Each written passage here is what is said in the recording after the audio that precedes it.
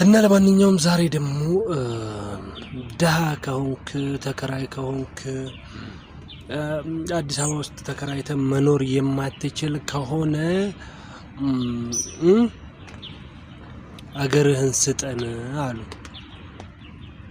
እንንትና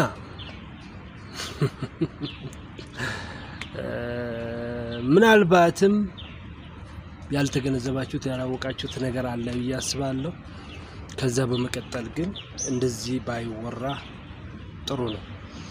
ዛሬ ላይ ደሃ ብንሆንም ዛሬ ላይ መከራየት ባንችልም ዛሬ ላይ አቅም ቢያጥረንም ሀገራችንን አሳልፈን የምንሰጥበት ጉዳይ የለም። ንጉስ አሳልፈን እየሰጠንበት ሀገር ነው።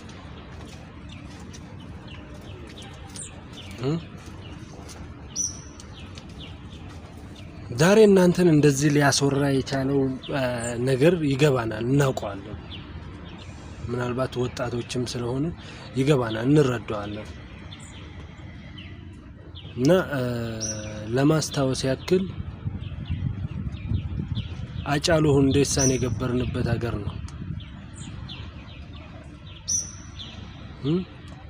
እነዚህ ሀገር አስበህ ነው ላለው፣ አዎ ኦሮሞ ሀገር ነበር። የሀገር ምሰሶ የሀገር ሀገር ያጣው በገዳ ሲስተም የሚተዳደር እንኳን አላውቅም። ዛሬ ላይ እናንተ ተከራይተ መኖር ትችላለህ።